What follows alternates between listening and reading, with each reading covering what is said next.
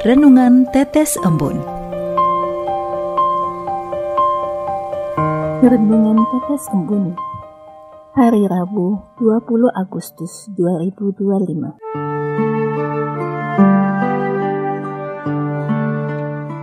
Kedaulatan Tuhan. Kutipan diambil dari Injil Matius bab 20 ayat 15. Tidakkah aku bebas mempergunakan milikku menurut kehendak hatiku? Atau iri hatikah engkau karena aku murah hati? Sobat Katolikana, pada hari ini Allah datang kepada kita sekalian sebagai pemilik kebun anggur yang mencari orang untuk bekerja di kebun anggurnya. Di pagi subuh, ia sudah keluar untuk mencari orang-orang yang mau bekerja. Bahkan sampai waktunya matahari akan terbenam, ia masih mencari orang untuk bekerja. Dalam sehari 5 kali ia mencari orang yang mau bekerja di kebun anggurnya. Tapi hanya kepada pekerja yang dipanggil di subuh hari, Allah membuat kesepakatan upah, yaitu sedinar sehari. Sedangkan pekerja yang dipanggil setelahnya tidak ada. Ia hanya mengatakan, apa yang pantas akan kuberikan kepadamu. Ketika jam kerja sudah berakhir, semua orang mendapat upah yang sama, yaitu 1 dinar.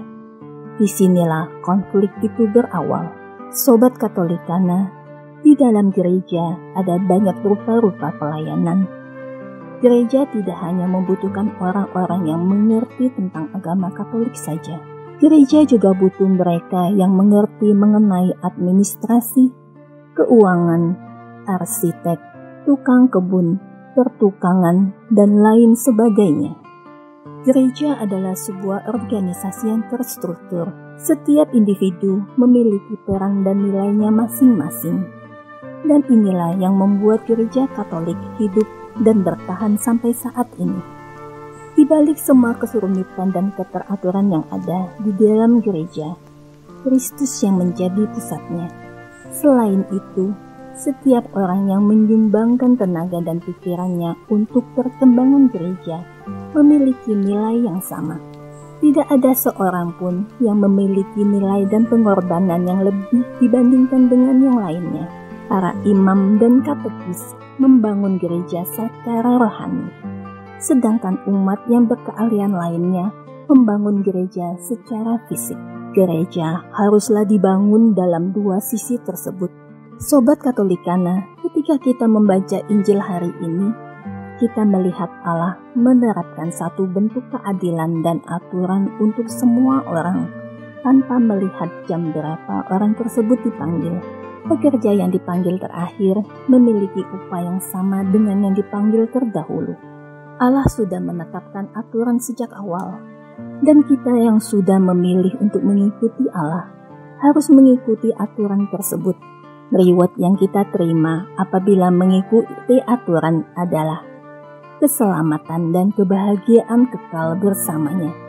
Ini bukanlah mengenai siapa yang lebih banyak bekerja dan berkorban, atau siapa yang duluan atau belakangan, tetapi lebih kepada bagaimana kita mampu untuk ikut aturan yang Allah tetapkan dan rela menjalaninya. Para pekerja yang awalnya dipanggil keberatan atas upah yang sama tersebut, tetapi mereka lupa bahwa mereka telah bersepakat langsung dengan Allah. Para pekerja setelahnya hanya mengikuti dan meneruskan kesepakatan yang telah disepakati oleh pekerja-pekerja awal. Jam kerja yang berakhir merupakan pengandaian mengenai kedatangan Kristus yang kedua kalinya di atas bumi ini. Dan ketika hal itu datang, kita harus siap untuk segala kemungkinan yang akan terjadi. Semoga demikian. Marilah kita berdoa. Dalam nama Bapa dan Putra dan Roh Kudus. Amin. Allah Bapa yang penuh cinta kasih, syukur kami tunjukkan kepadamu karena kami boleh menjadi bagian dalam sejarah keselamatan-Mu di muka bumi ini.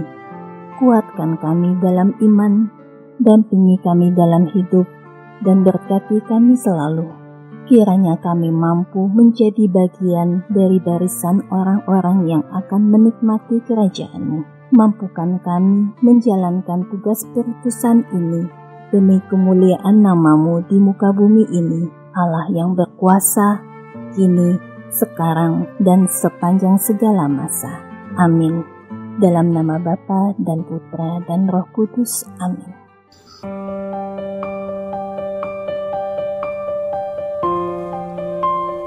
Demikian Anda telah mendengarkan Tetes Embun yang dipersembahkan oleh Radio Katolikana. Renungan Tetes Embun bisa Anda simak di Radio Katolikana, media sosial Radio Katolikana, dan YouTube Katolikana. Terima kasih dan sampai jumpa.